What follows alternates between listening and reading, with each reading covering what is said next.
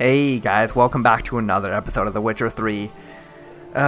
Before we start off the episode, I just wanted to say something. To those of you guys who have been just kind of like following the series and genuinely, enjoying it, maybe not every episode, but like some of them here and there. I don't expect anyone to really sit through most of these hour-long, mostly episodes, but just like here and there. Oh, okay, this guy just walked right into me.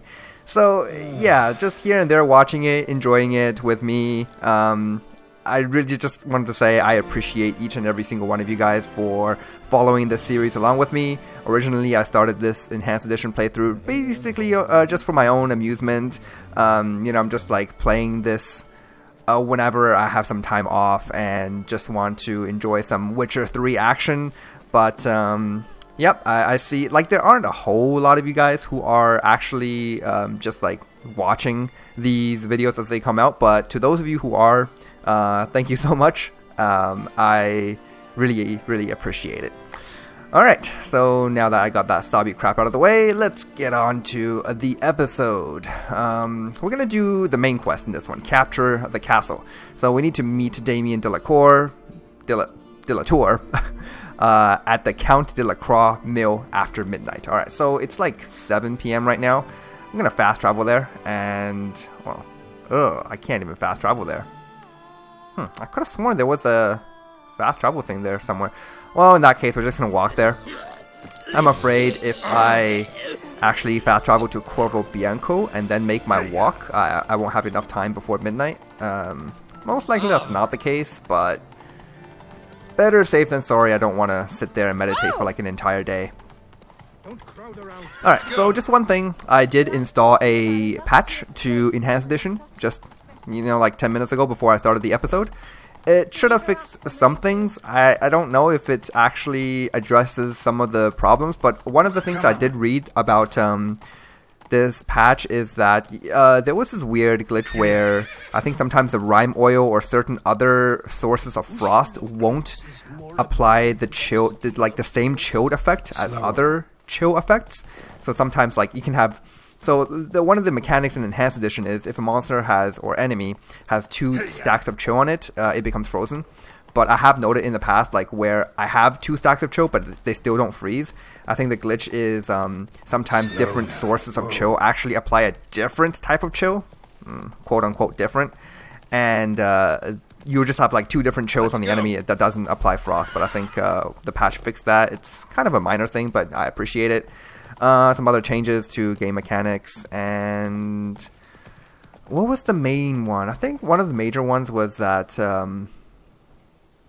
turning point in the story. After this, you will no longer be able to finish certain side quests. I don't think this applies to the side quests that we still have. Okay, I guess I can save. It's not a big deal, because I think this is mainly referring to the attorney side quests. It's possible that like certain other side quests will be locked out after this point. I'm just not 100% sure. You know what? Just so I have a little bit of peace of mind, let me just look this up real quick. Okay, I am back. So it's as I thought. I mean, the only main side quest that we do miss out on if we decide to go on to doing this main quest is in fact the Knight's Tourney. But there is also another side quest that I haven't just yet done.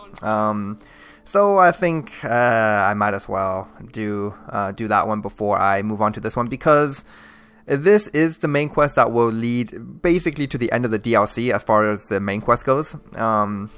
I thought, well, there are still a lot of like other side quests that we can do, but again, we don't have to do them all right now. We can probably, I don't know, maybe spend another episode or 2 doing side quests, and then we'll just move on to essentially the end of the DLC in terms of the main quest. There's still a lot of content left. It's just we'd have to do them all in succession if we want to begin that main quest right now. So let me just see. There should be another side quest here that we can do somewhere that becomes missable if we decide to continue with the main quest here. I'm just not really sure where it is. I literally just looked it up, but the description was a little vague. Ah, there it is.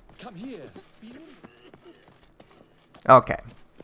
So this dude is the tournament announcer dude, the Le Papillon, the guy who just wouldn't shut up when I was fighting the tourney Shalmar, and when I was fighting the other knights in the tournament that we didn't win. Still regretting that. Witcher, whatever. Whoa there. Come here. Be nimble. Be quick. All right. So what are you doing out here? Geralt, so content to see you. Le Papillon, troubadour. Remember? Hey there. How can I forget? I've never found the opportune moment. See, I never had the chance, in fact, to say I'm a devoted fan. Thanks. Of Master Dandelion. I know the odds, every ballad in his cycle about the Witcher. Oh, I cannot believe my luck. Need something? From me? Indeed. A matter most magnificent. My coiffeur, Jean-Louis Lotovic, has gone missing. Now, you shall rescue him, while I compose an epic ballad about it. Listen, fair folk, to a glorious tale of a missing friseur and a widowhood prevail. Friseur. Is that like the fancy French term for barber? I know it is the German term for like a person who cuts your hair. So, coiffeur. Okay, I guess that's another word for him. What happened exactly? Claim the hairdresser's missing, but are you sure? Yes. I've no doubt something's transpired. Something terrible, absurd. Jean-Louis is never late to work. He's punctual to a fault. I'm certain he'd be honored if I am the one to sing of his dramatic rescue. It's funny because it's literally 9 p.m. right now. He's supposed to be at work right now. Alright, so I'm not going to do this without pay, so someone better do that. Who's gonna pay me to find this barber? I will. Such opportunities come knocking rarely. But you must take me with you, for I must transcribe all that occurs as it happens. Fine, but unusual as contracts go, it'll cost you more. Naturally. To be expected. Yep, well, nothing is out of the contract. It's just, if you want weird stuff, you gotta pay more. Yep. It's pretty common in certain trades. Let's start with 185. I don't think he'll take it, but maybe he's generous. Yes, by all means. As you wish. Nice. Okay, very good. Fine, see what I can learn. Now, if you have to come with me, just one request. Stay out of the way. Mine and my swords. Of course. You shan't even notice me. Jean-Louis' studio is just there. Right here. Ah! What's the matter? I've hit upon the perfect ending. And all for the glory of her grace, the Duchess. Thought this was about a witcher and a coiffeur. What's the Duchess got to do with it? Her grace can be as fickle as the colt she rides. Today, all remember my fine couplets at the tourney. Yet tomorrow, her illustriousness bought by her breakfast might demand a new epic poem. One must grab at opportunity before it flits away. Well then, where shall we start? At the door, by breaking it down. Yes, that's all good Witcher contracts start. Breaking down a door. So, this is a hairdresser, a cut above hairdressing salon, Jean-Louis Ludovic. Alright. So, I guess we're gonna just use art here. Looking to scrap and royal? Alright. This side quest is called Of Shears and a Witcher, I Sing. Alright, I guess we can start by... Let's go inside. Examining the house a little bit. There's a note on the wall, advertising leaflet.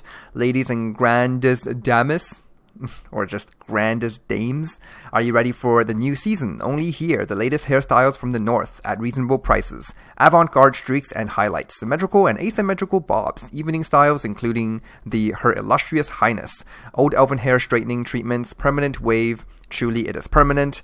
Trust your scalp to the master, Jean-Louis Ludovic. Alright. So yeah, I'm assuming that whatever hairstyle that Anna Henrietta likes to apply during a certain season or time period, I bet that hairstyle would be like immensely popular amongst the women here in Beauclair. That's usually how things are when it comes to if a certain ruler is stylish or whatnot. Scissors are completely dull. No way he could use these to cut hair. It's just for show? Empty pomade jar. Strong floral fragrance. Very strong. Alright, is there like a Jean-Louis' scent? special floral elixir. A recipe is a jealously guarded secret. This jar's empty too. Alright, Any fine? let's go upstairs. Flecked with flesh. These places just have 24/7 lit candles and lit fireplaces. They not care at all if their house gets burned down. So, letter from Edgar Lavalier. Dear Jean-Louis, as you instructed, I have taken a post as assistant royal hairdresser to King Tancred Tyson and have been active in that position for 2 months. Tancred Tyson. I think that's Asteroid's grandson or son. King of Kovir, anyways. I dash this note off to you now because I must inform you of a most startling development. After weeks of analysis, consultations with specialists, and trial runs on model doppelgangers, the chief royal hairdresser, Master Hector, has decided to give Marziola, the king's current favorite, a bob. Of course, Marziola, being a mere king's mistress, cannot indulge in such extravagances as an asymmetric bob or a daringly shaved nape. There's a little typo there. Therefore, her bob is rather of the classically elegant sort, with a fringe that wonderfully complements the line of her eyes and covers her altogether fortunate forehead. Just as we speculated, the bob shall soon make a triumphant re-entry as the absolute rage of the royal salon, and thanks to me, you, my dear friend, are now the first hairdresser of the South to know about it. I thus declare my mission accomplished and a stunning success. I'll gather up my trappings and prepare to return. I hope you're ready for a long and eventful tete-a-tete once I arrive. And I hope that will be soon, for this seaside climate really does not suit me one bit. And this swill they call wine in Kovir is positively disgusting.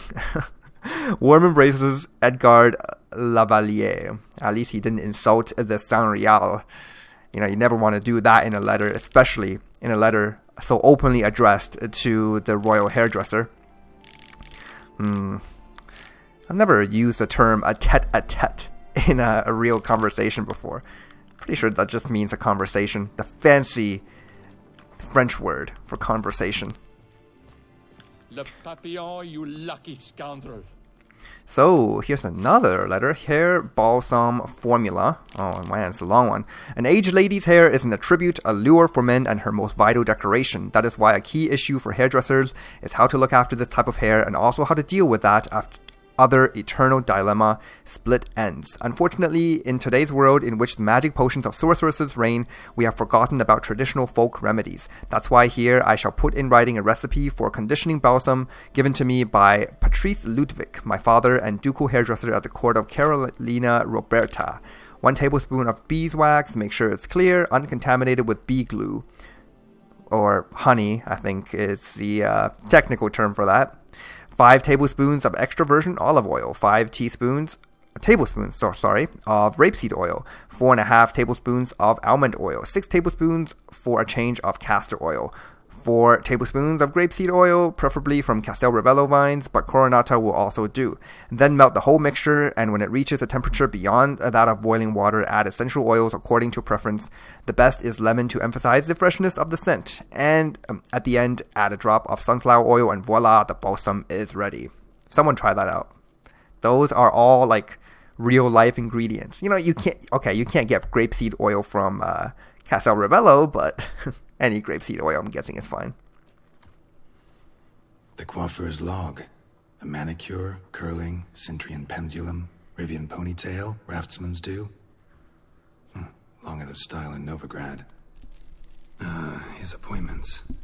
Last one was a certain Lady La Pompadour. Know her? Yes, a dear old bird. Jean-Louis done her hair for a decade. Completely harmless. Sketch here. Looks like a map. This mean anything to you?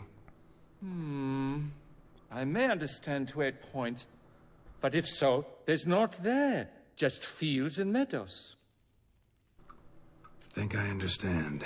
As do I.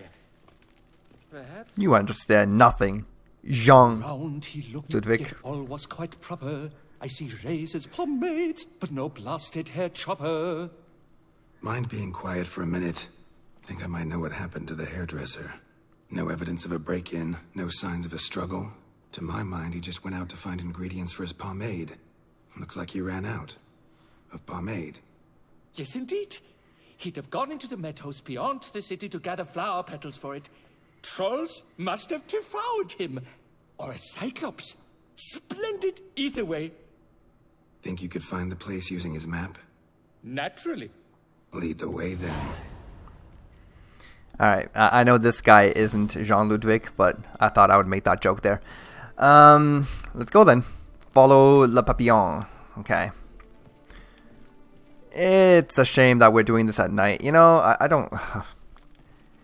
Yeah, who cares? Let's just go. Shaylee at shone in its eyes your glow, scent marking times like a daisical flow. Like a daisical. That's a word. Beyond walls by vines entwined, into the unknown the poor barber to find. Gonna do that the whole way?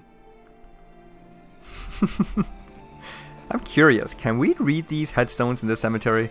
Oh my god, we can. I can spend forever here. I won't, but let's just check out one of them. Christian curate, mistranslation, misunderstanding, misfortune. Not too bad for him. Okay, one more. Just for the heck of it. Raphael Dijon. The new recruits always march in the front lines. Oh. Bidding them farewell, the gravestones must covered. They strode briskly on by doubts unencumbered.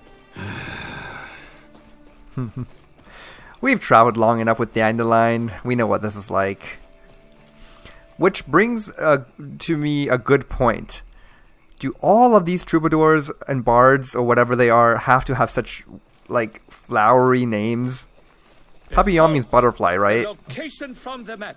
And Dandelion is just literally a flower. Damn it, get back. Oh, hi. Alright. Man. We didn't do any combat last episode. I'm just, like, not even sure how to fight anymore. Alright, here we go. Take on this RT4. Oh, yes. Yes, of course. Don't stand next to them when the bulb is about to explode. Yeah. Got me there. Okay. But as long as we don't die, Gonna make me. it's fine. Oh, okay. I almost blocked that one. Alright, we're good. We're good. I'll take that. What beast was that? An archospore. Might there be more nearby? Who knows? And your sharpened senses, what do they say? That you'd rather turn and run. Oh, a primo jest. Let us continue onward. I know you'll stand in my defense. You will you not? On to the second point on the map. The witch's blade flash juices spouted and poured, covering all about in an archospore's gore. No piece of the stylist fell from its bowels. The frisser had been nabbed by aught else most foul. Not bad. There! Jean-Louis' basket! I'd recognize it anywhere. He was here. We can be certain now. Okay, let's take a look. A basket of flower petals. Same smell as the pomade. Okay, that means we're on the right track. Grass is trampled. Multiple sets of footprints. A little blood. Seems you were right. He ran into trouble. Phew! What luck! I just hope it's not Cyclopes. Hard-pressed to find a rhyme for that. So? On his trail yet, are you? I like how when the NPC tries to keep up with me, and I'm standing in front of him, he will just push me to be a little bit faster than I usually am. That reminds me of how people speedrun GTA 5. They would just like drive in front of another vehicle that's supposed to be ahead of you. But that's like totally unrelated. Ground's made of rock. Trail's gone cold. Wandered deeper into the cave. Oh my god, that is a dark cave. To brought one to fear. Fear uninspiring. No rhymes at the ready. This quaff is the latest rage. At the Koviri court, they'll have nothing else. No damsel will manage to resist. Bolobogs! Ah. Hands down, I would have won the No crazy monsters in here, but Vivian already warned me. they are having some kind of a conversation. Pure poppycock, you beard mangler! The latest rage in some bomb-botched Kovir. We're in Nilfgaard, you bung munch! What did he do to you? What did he do? He quaffed me, gave me a duck's ass, an ape drape, a beaver paddle. I don't even know. So ashamed I couldn't attend the tourney. I'd have proved my valor. Mademoiselle Vivian that I bring my prize. Then this scallywag with his talk of the rage missed my chance by the hair on my head. Got him back good from what I can see. That is but the start. I've not yet decided if I shouldn't snip off something more. Oh my goodness. That's not very chivalrous of you guys. Doesn't seem terribly chivalrous. What about honor? Your oath on the peacock? All that? I do vow on the noble bird I shall gut you if you do not skedaddle. Onward! Stand and fight! I challenge thee! And you boys dare not intervene! By golly, by gum, this will be chivalrous! Listen, children, a story you shall hear of a witcher who walloped a rogue knight's steady hair. What kind of knight fights with a mace? Do you see that? He has a spiked mace. But we got a flaming sword, so I don't think this guy has much of a chance. There we go. Oh, he actually has quite a bit of defense. Yeah, I'll play around with him for a while. A shield is a little annoying though. I'll try not to cast any signs because this is supposed to be a chivalric duel. Other than the fact that I'm using an enchanted sword, like a double enchanted sword, and Witcher mutations, this is fine. Alright, oh, I disarmed him. There it is. Without that shield to protect him, he's nothing. He even knocked his helmet out. Rather late. I believe we'll be on our way. Le Papillon, le Beholder's wounds. You saved me at the last second. You're welcome. Jean-Louis Ludovic, I presume. Let's get out of here before he... Quiet, both of you! I've got it! They froze in their fear, the knight's henchmen and squires, while his bowels set loose, heavenward spiraled. The witcher cleft him in two lacerated, his neck swing the swine adroitly castrated. With one more caress from the witcher's blade, the knight's guts popped out, his breakfast betrayed. Then he hobbled a pace on his stump arms like crutches, all for the glory of her grace, the Duchess. Very good, but I don't agree with the castration part.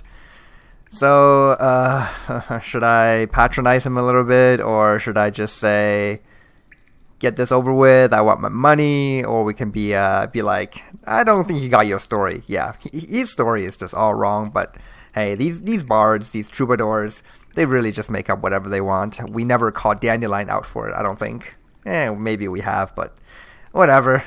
Bravo. Bravo. Almost believed you were there. Doesn't it seem so? At last, Master Dandelion has a worthy competitor. What about my pay? I've decided you should receive a reasonable share of the royalties. Payable, let us say, semi-annually? Meaning you're broke just now. I owe you 1,000 thanks, Master Witcher. I'll gladly pay your reward. Not to mention trimming you when you see the need and come by. Thanks. Take care now. Wow, alright, we agreed on 185 crowns and only got 100 in the end. Whatever. At least this Ludwig fellow is safe. And that was all there was to it. Okay, let's see what's inside this chest. Yeah. Alright, I'm not gonna even take that. Oh, okay. So, nice quick one. Defeated a dude in a duel. And rescued some kind of hairdresser. I mean, I'm guessing we can go back to Beauclair and use this hairdresser's services from now on. Maybe he can give me one of those asymmetrical bobs that he was talking about that was so popular or whatever in Kovir. But it's as they say, this is Nilfgaard. We don't care for that Koviri nonsense. We go for true Nilfgaardian hairstyles. Yeah, Geralt's default haircut is okay. I like this one the best. I don't think this one is the default one. This one is the one I have right now is the younger Geralt haircut. I like this one a bit more because, you know, the little ponytail is pretty awesome. But yeah, there's a lot of really silly hairstyles you can give to Geralt in this game. Some of them are just way too silly for me. I won't be able to take him seriously, especially during serious main quest events. That's why we go with something a little cleaner, and it also matches his armor, so not complaining. Who do we have here? Oh, can I not read this one? Oh, there we go. Jean-Luc Picard, great commander, even greater man. Picard? I don't watch Star Trek or Star Wars or whatever, but that's definitely referring to that, the commander of the what is it called, Enterprise? Is it? I don't know. I'm sorry. I must have just triggered so many people by saying that, but I don't know. I literally don't know. Luc Le Chanceux, professional cattle wrangler, so like a cow tipper. Another one, Matthew Thomas died while playing cards. Good way to die. Last one, Alexandre Le Bien Aimé. Oh man, what's with the E with the... Died while attempting to rob Jacob the woodcutter. Okay, fine. This is the last one. Gregor Lavare, stabbed by an unsatisfied customer. Alright, we're done. We're done. I'm sure at one point or another during one of my other playthroughs I've actually went over all of these headstones. I don't see myself being able to resist the urge of not reading all of them. But this is just like something you glance at and then you just forget, right? That's why it's so interesting. You can just come back to it in a year or two later and just laugh at them again. Okay, so we're finished with that one. Let's see what else we can do. Maybe we'll leave this main quest for maybe like 2 or so episodes later. For now, let's do some other stuff. I actually want to get this Gwent tournament started, so tell you what, we're gonna do some places of interests, and well, should we?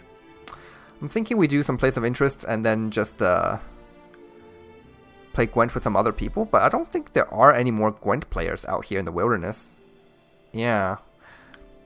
Oh yes, we still need to do the Belgard Wine Wars. Ah, that's an interesting one.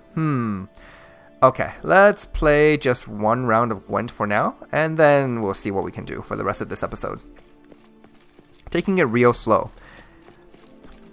I actually kind of want this series to hit 200 episodes, but given where we are at the game and given my pace, I don't think we'll reach 200. We still might. There's some chance, but I don't know. It's yeah. Again, I don't take these numbers into any kind of significance, but having a 200 episode milestone in this series would be pretty cool. The best armor around. That is what I forge. So sorry. Okay. See what this guy has. What did he... So, a bunch of worthless armor, some glyphs, some crafting materials, and that would be it. Oh, yeah, I got this pair of gloves as part of the glitch. It's only 75 crowns, whatever, let's just sell it. I'm not supposed to have those 75 crowns. It's okay. I thought with the most recent update that glitch would be fixed without me having to install another patch, but I don't think it's as bad as before. I'm not getting quite as many things into my inventory anymore, but I still get one or two occasionally. Doesn't bother me at all, though. So, we're going on to Gwent, and Up for a round of Gwent? I think I will play a different faction this time. Oh, right, I switched over to Northern Realms, I think, last episode. You know what, let's keep doing Northern Realms. I'm having fun with it. Go first. Not when I draw all of these guys, though. Oh, these experts are just so bad. Let's see, especially when you have no siege engines in your hand at all. Oh my god. Mulligan. Okay, not bad. I got all 3 blue stripe guys in my hand, though. This is going to, for sure, ensure that I win round 1. So let's just bring out some tempo here. And see if we can take this round. Actually, I probably shouldn't have played such high tempo in the first round. I should have just used my regular blue stripes dudes. But okay, let's just play really slow. Hope that he commits something big. Yeah, look at me deploying actual Gwent tactics in the single player game. The funny thing is, I was never a great online Gwent player. I've mentioned this before, but back when online Gwent was still in its beta stages, I would fairly often just be very competitive. But ever since the actual Gwent released with the huge updates and whatnot, I've been kind of like really casual, and I rarely play any kind of serious matches. But in order for anyone to really enjoy Gwent, though, the online game, you kind of have to be a little bit competitive. You don't want to lose all of your games. That's not fun for anyone. Okay, so this guy is taking this round 1 very seriously, which means I will as well. I'm going to play out my John Natalis. That should give me a huge lead. It does indeed. Look at that. He just got really intimidated there. He's like, nope, I'm out. As he should, because it's pretty intense, the lead I just got. Alright, so unfortunately I don't have a decoy or anything, which means this round is going to be kind of tough. Let's see, so if I revive this and get my Trebuchet Expert back, I should be able to get quite a lot of points into my siege row here. Yeah. But because I've committed into this round 2, if I don't win now, I'm going to lose. Because even if he commits all of his cards, as long as he wins, he gets another card in round 3 for his faction ability. And then with that final card, he'll just beat me because I have nothing. Alright. See if we can do this. He's got 2 cards left, but I do have this Commander's Horn. That gives me a 29-point lead. Let's see what he's got. Aha! Got him! This is why you don't play any weather cards. Not even clear weather. Good. That's 60 good crowns. Okay. Let's go out there and do some combat. Oh, I got a Camby card. Nice. Camby, the Golden Cockerel. That sounds the arrival of Heimdall, the Destroyer. Which, yeah, foretells the coming of Ragnarok. Okay. We all know the story, right? Gods, my knees ache something horrible. So, let's see what we can do. Oh, I have 4,800 crowns? Wow, that's kind of crazy. Never thought I had that many. Okay. Well then, let's go ahead and do the places of interests. Let's do these ones over here. Yeah, we'll start with, wow, there's one like all the way out here. Okay, let's go. Alright, so I skipped a majority of that trip there, and I actually stumbled upon a person in distress that wasn't part of the map. Ow! Seriously, this archer. Wait, how come I can't see him shooting? Oh, there's 2 of them, that's why. Let us kill. I'm trying to get a arrow deflection so I can kill him with a deflected arrow. See, that's not as easy as I thought it would be. Wow, okay, he just totally faked me out there. Okay, kill these archers first. Okay, yeah, good. There's no collateral there for hitting the person in distress. That's fine. Let's light him up. Oh my god. These guys are actually just being lit up. Ow. Alright, alright. Got my attention. That guy just exploded. Oh my god. There we go. Okay. Need some help, my man?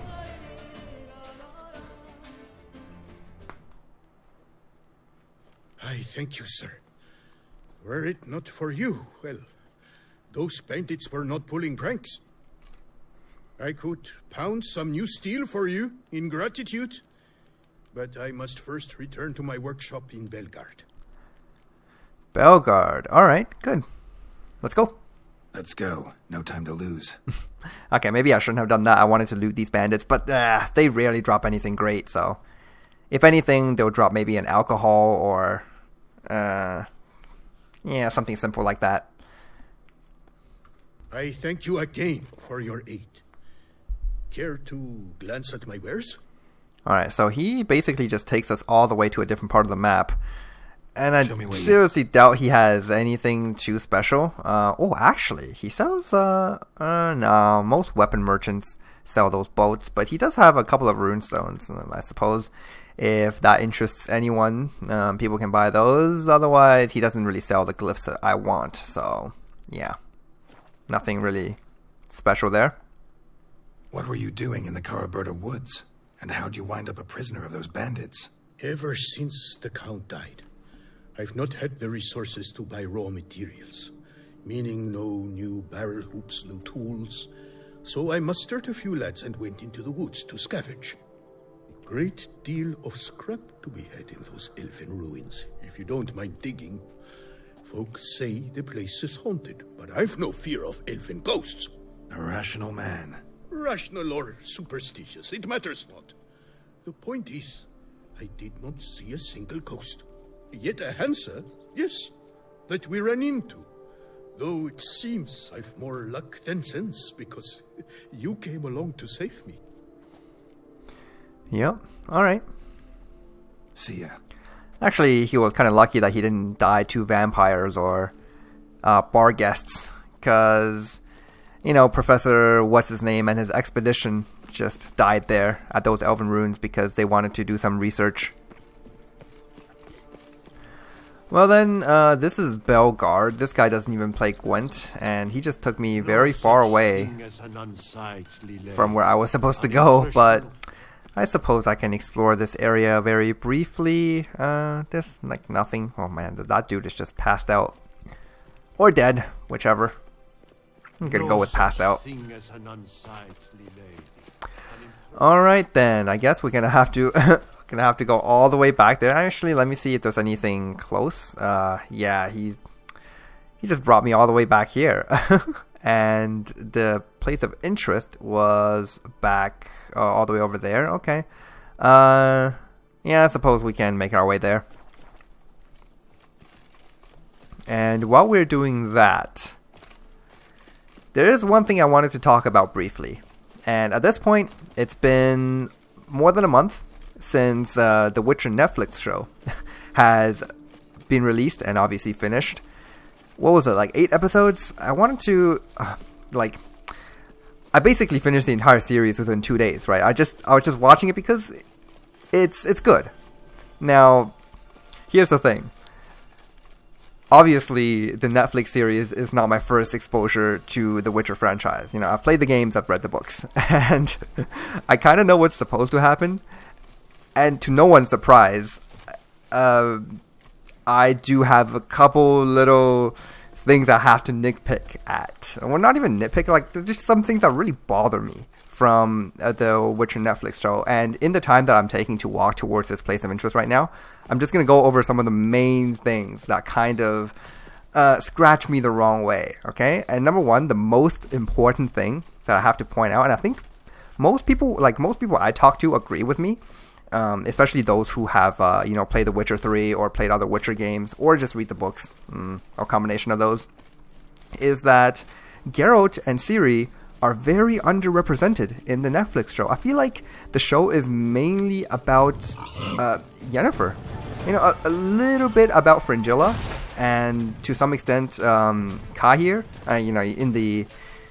in the later episodes, but Yennefer as well as her mentoress, Toussaint de Vries, which the whole relationship between Yennefer and Toussaint was never really fleshed out in the Witcher books. In fact, I didn't even know they had a relationship together.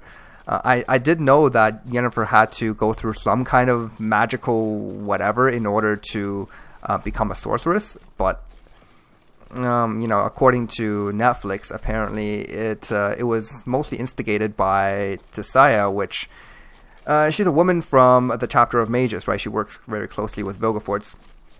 But so I feel like the whole Netflix series was just about that, and whatever Geralt was up to, who knows? Most of Ciri's story is just completely irrelevant to the core story, honestly. Her finding the little elf kid, and what? Oh, did I not loot this? Whoa, I never looted this. Okay.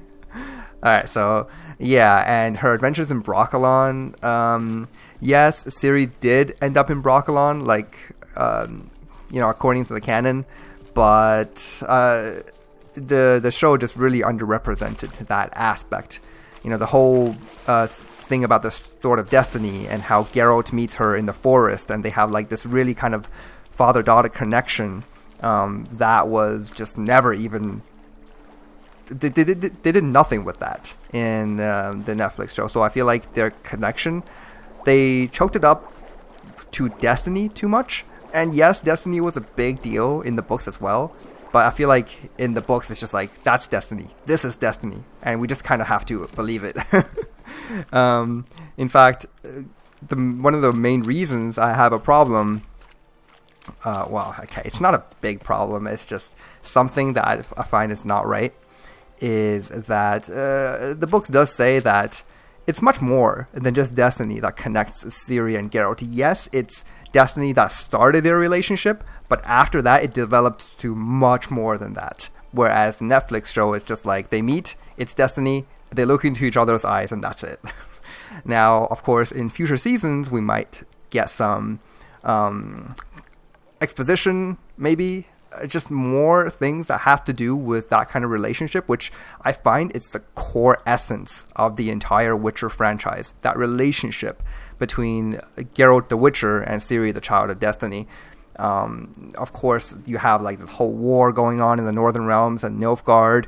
You have all of the sorceresses trying to conspire against all the kings, as well as just the Emperor himself in Nilfgaard. There's a lot going on. But the chief story element that should be emphasized, I think, in these stories is that relationship between Geralt and Ciri. And my main problem with the Netflix show, once again, is that was not done well enough. With that said, let's move on. I won't talk about that again, or maybe in the future if I have some time in this series when I'm doing whatever, I will talk about that again. But for now, let's fight us some drowners. I think these are your classic Toussaint drowners, right? Yeah, the one with the red fins. Here we go. Man. Yrden really just does make things so much better. What? Lost your nerve? Look at this. I don't even have to do anything. Just dies to the Yrden. Alright, and there's one more over here. Hi. There it is. Oh, man, that's a good decapitation. I'll grab all the drowner tongues, and there's a dead person, 2 dead people, 3 dead people. I guess 3 dead people, 3 drowners. They couldn't even one-on-one these drowners, seriously. People. Okay, we got orders on a stained paper and a key. Timon, hold off on fishing out the cargo. One of you drowning is enough. I've sent Go and Do to you. Before those lads joined our Huns, they were pearl divers in a penal colony in Gamera. They'll have an easier time bringing up the chests. Once you get the goods, return to the Caraborda Woods. There you'll join Emmerich Tapeworm's crew. Together you're to pick those academics' camp clean. Tents, pallets, food supplies. You're to take it all to Mount Cron. We could do with a bit of comfort at the Castel Gropian Academy's expense. Just try not to sink any more boats. Filibert. Oh, it's Filibert dude again. Yeah, sorry I just like stumbled back and forth in that document there. It's just those names were just throwing me out of whack. Especially this guy called Tapeworm. Like, really? Seriously, that's the name you're gonna give yourself? Because no parent is gonna name their child Tapeworm. Okay, so that's why there were a bunch of drowners swimming in this river here, because there is a hidden treasure down here. Alright, you know what? Let's take care of some of these drowners. Okay, here is Ard. There's one of them. There's another one. And don't you dare. Don't you. Oh, he missed. Loser. Come on, come on. We can do this. There it is. I've gotten so much better at using art underwater. Okay. So I got some pelts, I'm not going to bother. But we do have a note here as well. Let's see if I can read that in a bit. Yes. Supplies invoice. Invoice of receipt for the below listed equipment delivered to the Imperial Academy at Castel Gropian Archaeological Expedition led by Professor No Ivor. Name of equipment. Haulage dray quantity 1. Freightage carts 3, expedition tents 5, sleeping pallets 10, blankets 10, tool crates 5, food crates 10, wine crates 20. Acknowledged receipt of above mentioned equipment, Professor Noah Ivor, signature of person materially responsible, Luca Ep Fran, Junior Quartermaster Clerk, Chancery of the Imperial Academy at Castel Gropian. Okay, so this Professor Ivor guy is the one who was on that expedition, the one that failed also miserably. There's actually a bunch of stuff down here. What? No, I don't think there's any treasure chests. It's just a bunch of herbs. Yeah. Alright then. Let's see what else we got. Okay, let's move on to this one over here. Okay, good. Now, okay, let's go back to the Witcher Netflix show, okay? Some people might think that I have a problem with the way certain characters are represented. For example, something that's at the back of everyone's minds who have played The Witcher 3 is Fringilla Vigo's race, you know, the actress who plays her.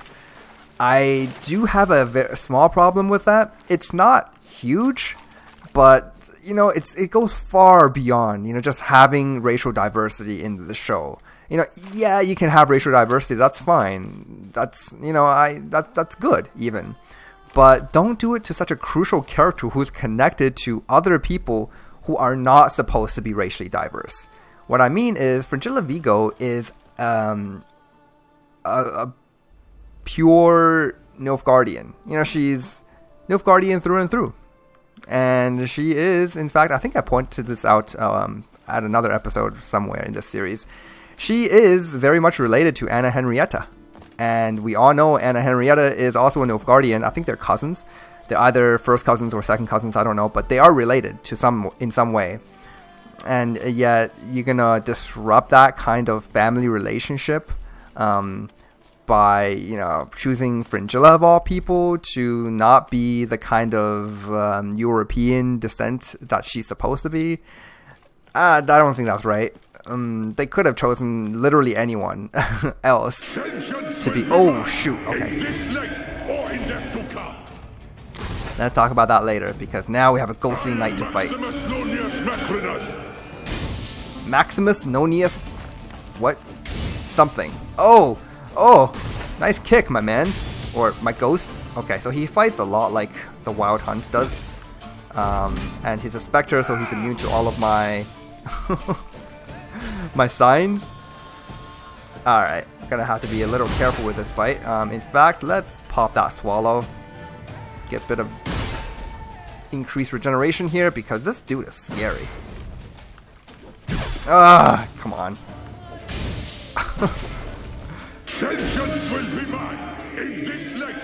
Okay, let's finish him off with a silver bolt. Sure. Precision silver bolt. Huh. Oh my god, that did so much damage. Not even ghosts can avoid the boat. Okay. Drink some wine to celebrate. What's up with this dude? Did he drop anything? No, he didn't drop anything, but he dropped his sword, which I can't loot. That's fine. So, yeah, probably the spirit of this dude here, who we will learn about right now. Notes by Van de Gilder from Filibert's Hanse. I've always enjoyed practicing my craft. Killing came as naturally to me as blowing my nose. They raised me to be a knight, and being a brigand's not much different. First the blood and swords, then wine and harlots to wash the worries away. But ever since that horrid night, everything has changed. My dreams are filled with nightmares in which I relive those events, step by step. We took the estate by storm and pulled Maximus Macrinus out of his bedding, still in his 90s. Yet we had to put off dealing with him and first see to his family. Those were our orders, like it or not. But it's one thing to impale some corpulent cow diddler with a wine-stained mustache, and quite another to string up a snot-nosed runt. He squealed like a little girl when the lads threw the noose around his neck. Macrinus tried to buy us off, even showed me the candlestick lever that opens the hidden vault where he hides his family treasures. But Filibert's orders were clear. Next up was Maximus's wife. The lads spent a long time having their way with her and making Maximus watch. Too long I didn't know the harlot's brood, and haven't a clue what he did to Filibert to make him wish such a fate on him and his family, but that was too much for me. Only once his whole clan was swinging, did we turn our attention to Macrinus. We stuck him with hot pokers, cut off his ears, and slit his guts, and he, throughout all the horror, he didn't scream once, only groaned under his breath. Then it came time for him to die, in a puddle of his own excrement, under the tree where we'd hanged his wife and son. He looked me in the eyes and whispered, "Vengeance will be mine, in this life or the next." Those were his last words. Dark clouds filled the sky in that instant, and a harsh gale sprung up. Then I gave the order to move out. I remember perfectly how, when I reported this back to Filibert, he was all smiles, happy as a clam. Didn't even harangue me for not looting the manor. It was clear he cared about one thing, and only one thing: Macrinus's death. Yet news of the treasure we left at Casteldacia quickly spread around Montcron, and a few lads from our Hanse are fixing to head over there to see what they can find. I'll join them. I'll bury the remains still lying there in the yard. Maybe then their spirits will know peace. Maybe I'll wipe away at least some of my sins. Maybe at last I'll be able to sleep soundly. So reading this and all of the little letters that have to do with this main Hanse leader, Filibert, it kind of I kind of wish I hadn't taken out that entire base at Mount Montcron. You know, I did that very early in this DLC, and I didn't really know who Filibert was. I don't think I read any notes about him before I took him out. And then I take him out, and I find all of these notes spread across Toussaint mentioning this guy. It would have been an interesting build-up to, you know, read all of these notes, just find out what kind of despicable person he is, and then finally going over to his base and killing him. That would have been exciting, but we took him out a little early, so a lot of that excitement has just been lost. And this guy, this Macrinus guy, I think I remember we read a note where I think at one time this Macrinus guy dueled Filibert in an honorable duel, and when Macrinus won the duel, he was supposed to kill Filibert, but he didn't. He spared Filibert's life. And so this leader guy, this Filibert guy, he was really upset that his life was spared. And from then on, he just says, you know what, I'm going to take revenge. You should have killed me. You should not have kept me alive. That was not the terms of the duel. And that's why he wanted to essentially torture this guy who spared his life. You know, that's crazy. But there you have it. We just fought the ghost of Maximus Macrinus.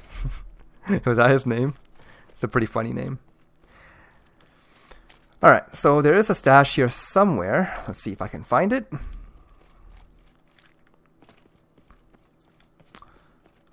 Can I enter? No, I can't enter these places. Oh my god. Okay, so this guy just... yeah. Where is this thing, huh? Find the stash in Macrinus' house using your Witcher senses. Alright, well, I mean, it would help if I can actually enter his house. Oh, here we go. This door I can enter. Okay, not here. Let's check the second floor. This is not really a second floor. It's more of a, what do you call it? A loft. Here we go. A nice little lever, and here it is. Wow. Interesting mechanism. Okay, so got some boots, a journal kept by Maximus Nonius Macrinus. That name is amazing. Alright, let's see what this guy had to say. Journal filled with notes written in beautiful calligraphy. It boggles the mind. But that dregs-drinking Filibert von Witten has returned to the duchy, and it seems he's not alone. He's gathered a group of fellow Sausnoggers, and together they've taken to attacking the traveling merchants. The Son of Night has become a brigand. What an outrage. My brother knights warn me Filibert's Hansa is harassing men for information about my family. Do I have cause for fear? I have heard Filibert has reached rock bottom, but could he really sink so low as to raise a hand against someone who once spared his life? Yep. There is some context right there. And yes, Maximus, he has fallen so low. I mean, based on what Filibert did to this dude's wife and children, I mean... seriously, Maximus, you should have defended your family better. Actually, that's really unfair for me to say. But still. Oh, jeez. Seriously? Giant centipede here? Okay, I guess we can fight it. Alright, you spit that poison. No, don't spit that poison. Alright. Let's see. Is he gonna surface around here? I have to be really quick about this. Because when he's surfacing, we only get like a tiny little bit of time to dodge out of the way. Seriously? Again with this nonsense? Okay, here we go. Come on, kill it! Kill it! Yes, alright. It's really bothersome if you can't kill one of these centipedes in just one stun. Loot it.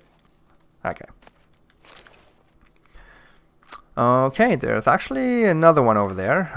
If I can avoid him at all, I think I will. Because all I really want to do is just head over to that other point of interest. Yeah. Whoever owns this piece of land, sorry, but... you're gonna have to deal with that giant centipede on your own.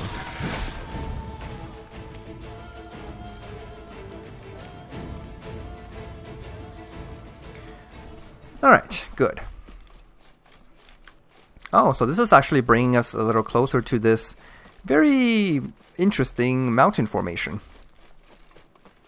I don't think this geography has anything to do with a quest or anything. It's just interesting looking. Nothing significant about it, elsewise. Let's dance. Alright, we got some bandits here. Alright, very good. Let's seek out the archers. Here is one of them. Huh. Wow, my axe got so many of them. Alright, there goes the archer. Now I can fight the rest in peace. Seriously? Yeah, take that. I saw a little explosive barrel over there. I want to get to it. Out of my way, guys. Oh, he's right here. Here we go. In fact, let's just light these up. Oh, that is what I call an effective use of a bomb. Just killed everything. And the kid just got the hiccups apparently. Awesome. Here we go. Oh, he actually lived that one. Okay. Is there another one? Huh. The map is showing another one. Let's see.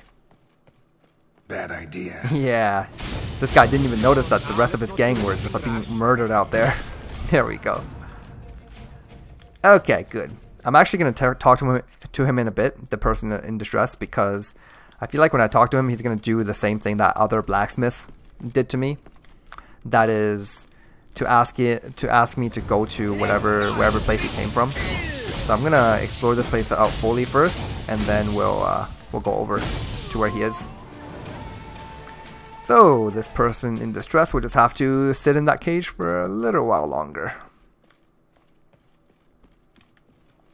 Okay, let's see. Oh, wow. Very intricate. Oh, with the chest at the end. Optima Mater. Oh, wow. It's not something we find a lot in this game, but some alchemy ingredients there for you. I've always wondered why it's called Optimus Mater and not Matter. Because if you look at it, it only has one T.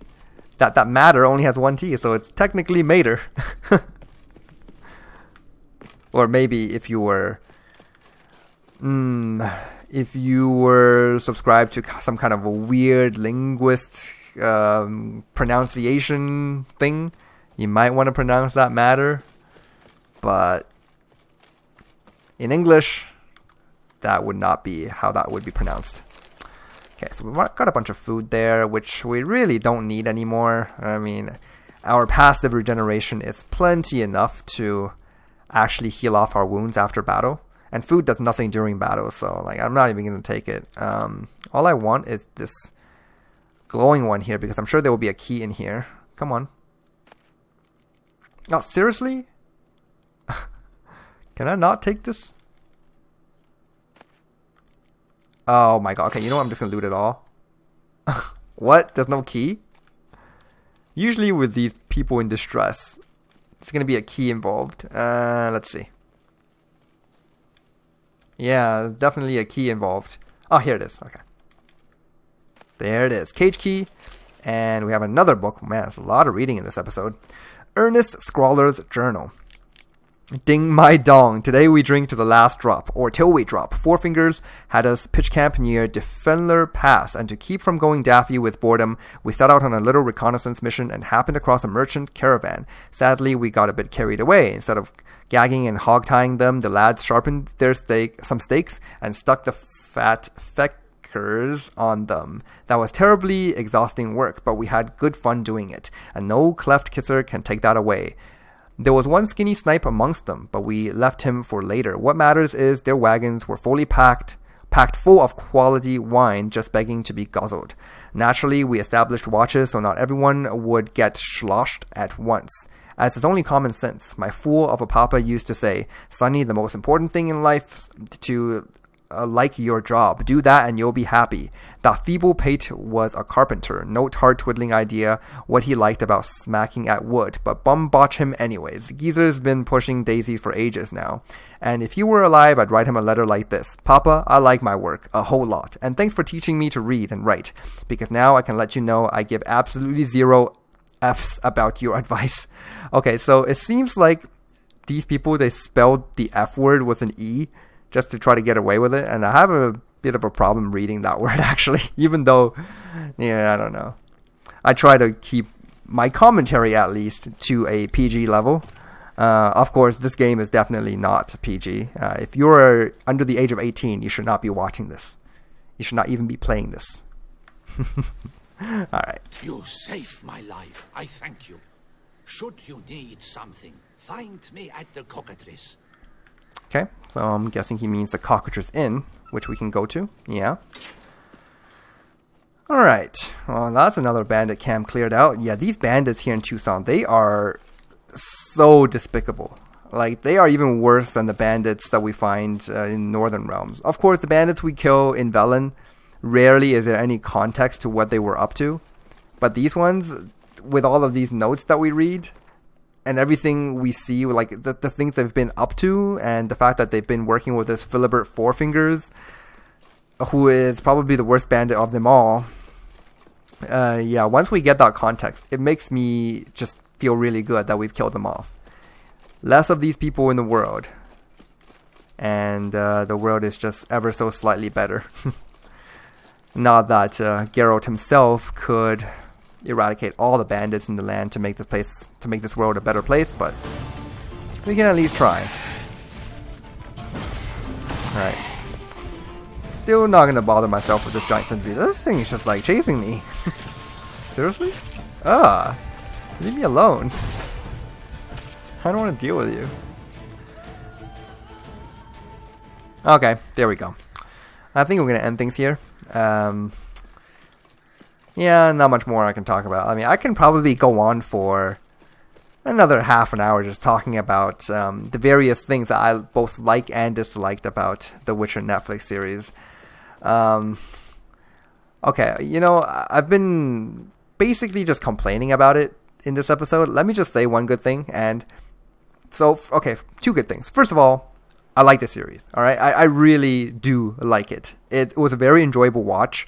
I said earlier, like, it only took me 2 days to finish it. I watched 4 episodes a day, and it was really kind of addictive. So I really love the series. But one other thing I can say about the series is that the casting was pretty excellent. I loved Henry Cavill, especially as Geralt. He did a really good job.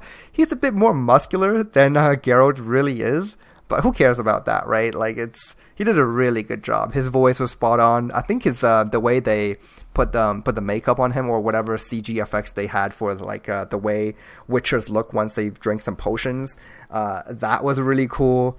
I like the action scenes that he performs. I don't know if they used a double for him or something for the sword fighting scenes, but whatever the case, they did a good job with that. The way he voiced out the dialogue, obviously the inspiration was taken from the Witcher 3 Geralt. We don't really know what Sapkowski's Geralt would sound like, but I would have to imagine it would be pretty similar to how Cavill did it. So yeah, dude did a really good job, and I have to commend him for that. Anyways, so that's one good thing I can say about the show. There are obviously others, but I'm not going to go over them here. Thanks for watching this time, guys. I'll see you in the next one.